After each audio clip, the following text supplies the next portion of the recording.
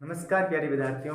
पढ़ने और पढ़ाने के हमारे YouTube platform career making classes आप सभी का स्वागत है। मैं चंद्रमान शरण आज ग्रामर बेसिक का फोर्थ पार्ट लेके प्रस्तुत हुआ हूँ। तो अभी तक हमने बहुत सारी चीज़ों के बारे में पढ़ लिया था और कल हमने जो हमारी डिराइव्ड फॉर्म्स होती हैं, हेल्पिंग वर्ब्स कैसे बनी है, उनके बारे में अध्ययन किया था। जो बेसिक एलिमेंट्स होते हैं पॉजिटिव सेंटेंस के, subject, helping verb, main verb और ऑब्जेक्ट, उन सभी चीज़ों के बारे में अध्ययन कर लिया था और एक विस्तार से अध्ययन कर लिया था। और उसी समय हमने एक मेन वर्ब के बारे में पढ़ा था और मेन वर्ब की डेफिनेशन के बारे में पढ़ा था कि an action which is done by doer, एक कार्य जो कर्ता के द्वारा किया जाता है या कर्ता के द्वारा की जाने वाली क्रिया एक मेन वर्ब होती है। तो आज हम थोड़ा मेन वर्ब के बारे में विस्तार से पढ़ेंगे। तो let's start our class.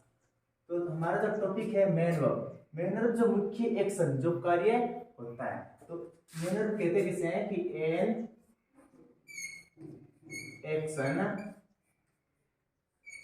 which is done by doer, एक कार्य जो कर्ता के द्वारा किया जाता है। एक कार्य जो कर्ता के द्वारा किया जाता है वो मेन वर्ब की कैटेगरी में आता है। और इसी प्रकार से each main verb has three forms. Each main verb has verb has three forms. Each man of has three forms. वो थ्री फॉर्म्स कौन कौन सी होती हैं? तो हमारी जो पहली फॉर्म होती है बेस फॉर्म, बेस फॉर्म। दूसरी फॉर्म होती है पास्ट फॉर्म, पास्ट फॉर्म। और तीसरी फॉर्म होती है past participle form, past participle form. हर एक एक्शन वर्ब के, मेन वर्ब की तीन फॉर्म होती हैं। तो पहली फॉर्म होती है बेस फॉर्म, दूसरी पास्ट फॉर्म और तीसरी पास्ट पार्टिसिपल फॉर्म।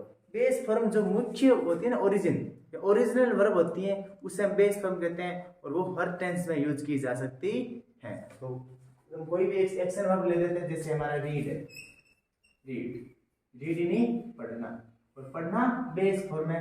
जब उसकी सेकंड फॉर्म होगी तो उसका उच्चारण में थोड़ा अलग होगा, स्पेलिंग सेम होगी, तो ये रेड हो गया। और थर्ड फॉर्म में रेड। अब एक बात गौर करने की कि इस रीड का अर्थ है बस पढ़ना और इसका अर्थ है पढ़ा। इसका है पढ़ना। जो फर्स्ट फॉर्म होती है, जो बेस फॉर्म होती है, उसके लास्ट में ना लगता है और इसका है पढ़ा, मतलब ये पास्ट के एक्शन को शो कर रहा है और इसमें मतलब पढ़ चुका। पास्ट का कोई कार्य कंप्लीशन हुआ है, मतलब कोई काम किसी क्रिया के कंप्लीशन को दर्शा रहा होता है, किसी क्रिया के कंप्लीशन को दर्शा रहा होता है।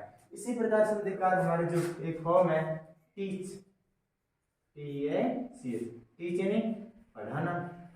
और इसी की जब हम सेकेंड फॉर्म लेंगे या पास्ट फॉर्म लेंगे या पढ़ाना क्रिया को हम पास्ट में कहना चाहेंगे तो हम इसको कहेंगे टॉट। और टॉट का शाब्दिक अर्थ होता है पढ़ाया, पढ़ाया कोई क्रिया जो पास्ट में हुई। और इसी को हम कंप्लीशन फॉर्म में कहना चाहेंगे कि ये क्रिया वास्तव में पूर्ण हुई है, तब इसको हम टॉट ही लिखेंगे और इसका हम हिंदी में कहेंगे पढ़ा चुका।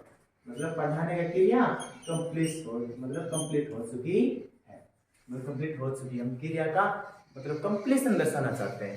इसी प्रकार से एक और ले लेते हैं हम, जैसे एक है डांस, DNC। डांस नाचना होता है, आप सभी को पता है। तो ये तो बेस फॉर्म हो गई है, पर जब आप इसको पास्ट फॉर्म में कहना चाहोगे तो इसको हम डांस ईडी लगा देंगे बस, और जिसका अर्थ होगा नाचा।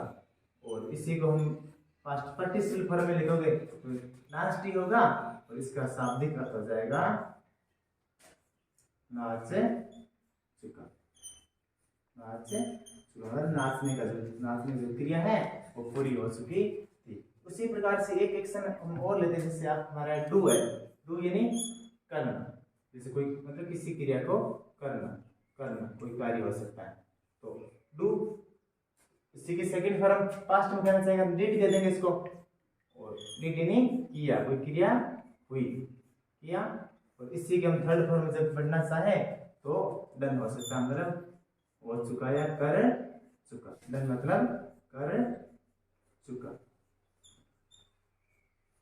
इसी प्रकार एक क्रिया होती है हमारी बी, बी यानी होना,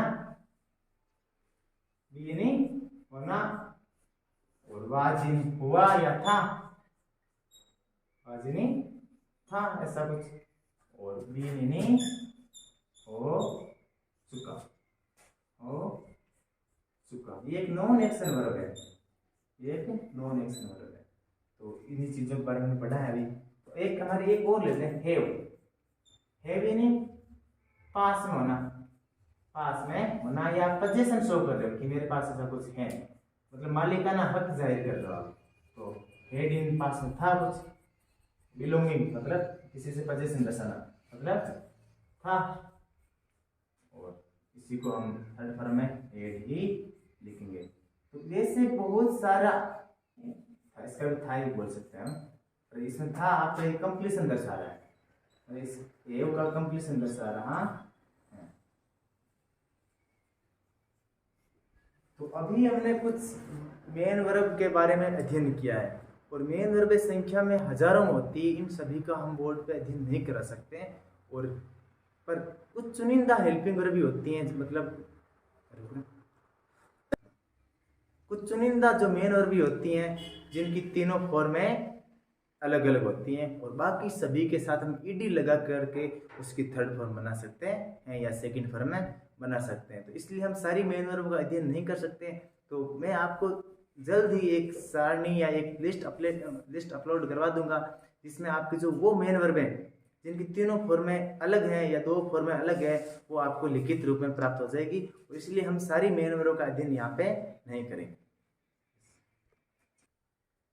हाँ, हमने ग्रामर के जो बेसिक एलिमेंट है उन सभी के बारे में अध्ययन कर लिया है, और अब हम टेंस का अध्ययन करना शुरू करेंगे। तो टेंस हमारा जो है, टेंस का तात्पर्य ये होता है कि टाइम ऑफ एन एक्शन। और एन एक्शन के बारे में पढ़ लिया कि कोई क्रिया जो कर्ता के द्वारा की जाती है। जो क्रिया किसी कर्ता के द्वारा की जाती है उसका काल क्या था, उसका समय क्या था, वो भूतकाल में हुई है, भविष्य काल में हुई है, या वर्तमान काल में हो रही है, या वर्तमान काल में कंप्लीट हो गई है, या हमेशा होती है। इन सभी प्रकृतियों का अध्ययन ही एक हम टेंस में करते हैं। तो हमारे यहाँ पर एक शब्द है जो है टाइम। टाइम क्या होता है? टेंस के बारे में जानने से पहले हमें टाइम के बारे में जानना जरूरी है। तो बच्चे कहते हैं टाइम इन समय होता है। तो टेंस का मतलब क्या होता है? कहते टेंस इन काल होता है। फिर काल और समय तो सेम हो गया ना।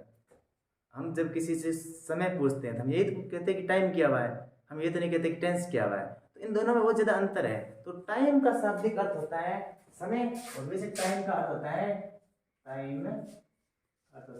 State of change, state of change, परिवर्तन की अवस्था। और समय है जो हर पल परिवर्तित होता रहता है, और उस हर पल परिवर्तित होता रहता है, उसी के अनुसार हम क्रिया को उसी समय के अनुसार बताना चाहेंगे तो हम टेंस का सहारा लेंगे। तो टाइम स्टेट ऑफ चेंज। तो टेंस और टाइम में यही डिफरेंस होता है। और अब हम अभी सभी टेंसों के बारे में अध्ययन, सभी के नाम, सभी की प्रकृति के बारे में अध्ययन करेंगे। तो हमारा जो टेंस है, तो हम कह सकते हैं कि there are three type of sentence. There are three types of tenses. काल के तीन प्रकार होते हैं, काल के तीन प्रकार होते हैं, या टेंस के तीन प्रकार होते हैं। तो आप सभी जानते हो कि जो पहले था, अब है, जो आगे होगा, ये तो तीन समय की अवस्था होती हैं। और तभी हमने लिखा है कि there are three types of tenses. तो देयर आर, तो कौन कौन से टेंस होते हैं? Present, past, future. एक बात अभी गौर करना है कि हमने कहा कि किसी कार्य के होने का समय, तो प्रेजेंट में कोई कार्य हो रहा था, मतलब हम लिख सकते हैं प्रेजेंट में। पास्ट में हुआ था, उसमें हम समय बता सकते हैं। पर फ्यूचर, जो कार्य अभी तक हुआ ही नहीं है, तो उसमें हम कैसे बता सकते हैं कि इसमें कौन सा टेंस है? तो इसलिए फ्यूचर एक टेंस नहीं होता है। फ्यूचर को हम हमेशा एक मॉडल की कैटेगरी में ही रखते हैं। बट अभी हम इसको टेंस के थ्रू ही पढ़ेंगे।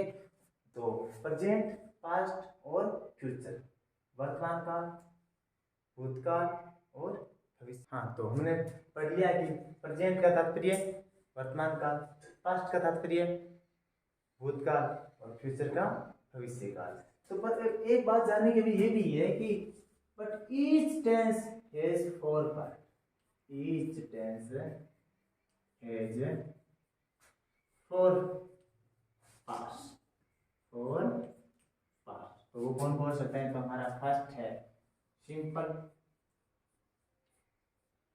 इसको हम इंडेफिनिट भी बोलते हैं, इंडेफिनिट नाइट।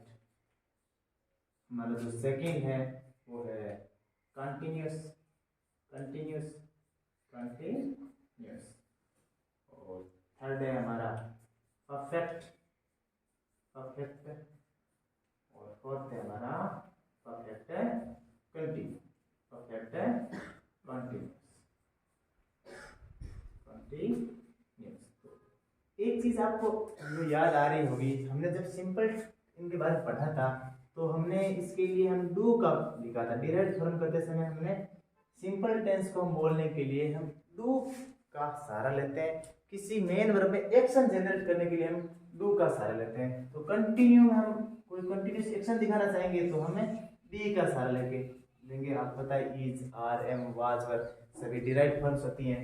और परफेक्ट के लिए हम हमेशा हैव का सहारा लेते हैं, हैव का सहारा लेते हैं। और परफेक्ट कंटिन्यू जब ये सभी दोनों की विशेषता को लिए हुए तो हम इन दोनों का सहारा लेंगे, हैव का भी लेंगे और बीन का भी सहारा लेंगे, बी का भी सहारा लेंगे।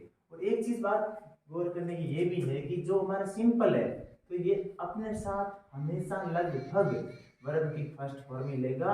और इसके लिए अपवाद यही है कि पास्ट सिंपल का जो नेगेटिव है वो नेगेटिव है,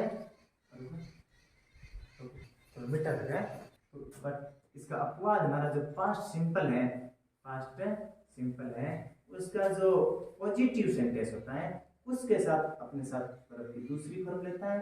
और हमेशा सिंपल अपने साथ वर्ब की पहली फॉर्म लेता है, चाहे फ्यूचर सिंपल हो, चाहे प्रेजेंट सिंपल हो, चाहे पास्ट सिंपल हो।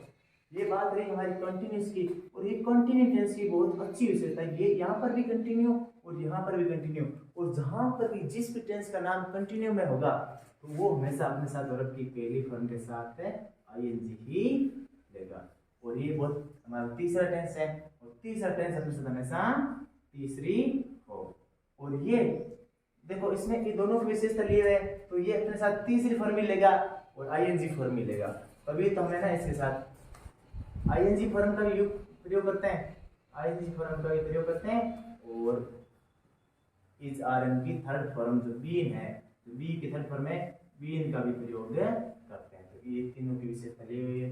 अब देखो हमने चारों भागों का अध्ययन किया प्रत्येक टेंस के। इस टेंस के भी 4 भाग हो गए, इस टेंस के भी 4 भाग, इसके भी 4 भाग हो गए, इसके भी 4 भाग हो गए। 4 भाग कौन से हैं? ये present simple, present continue, present perfect continue, past simple, past continue, past perfect continue, future simple, future continue, future perfect continue.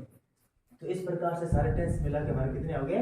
12 tense. और 12 टेंस हम कोई क्रिया कब हुई है या क्रिया का एक्शन बताने के लिए हम इन 12 टेंसों का सहारा लेते हैं। हाँ, तो हमने अभी सभी टेंसेस के बारे में अध्ययन कर लिया है। सभी टेंस कितने होते हैं, किस टेंस के लिए कौन सी हेल्पिंग वर्ब का प्रयोग होता है और कौन सी मेन वर्ब का प्रयोग होता है, सभी चीज़ों के बारे में अध्ययन कर लिया है। और जैसा कि आप सभी जानते हो, आज 2 अक्टूबर 2022 है और आज महात्मा गांधी जी की जयंती है। ये भारत के एक आदर्श राष्ट्र पुरुष जिन्होंने हमें एक नई दिशा दी, जिन्होंने हमें हमेशा आगे बढ़ने के लिए प्रेरित किया और हमें उनके नक्शे कदम पर चलना है। और आपको इन सभी क्लासेज को पूरा देखना है और बीच में नहीं छोड़ना है। अधूरा ज्ञान हमेशा के लिए घातक होता है। तो इसी के लिए मैं आपको 2 शब्द कहना चाहता हूँ कि मत बनो वो अभिमन्यु जो चक्रव्यूह में गिर जाए, अर्ध ज्ञान के कारण जो कायरों को हाथों मर जाए।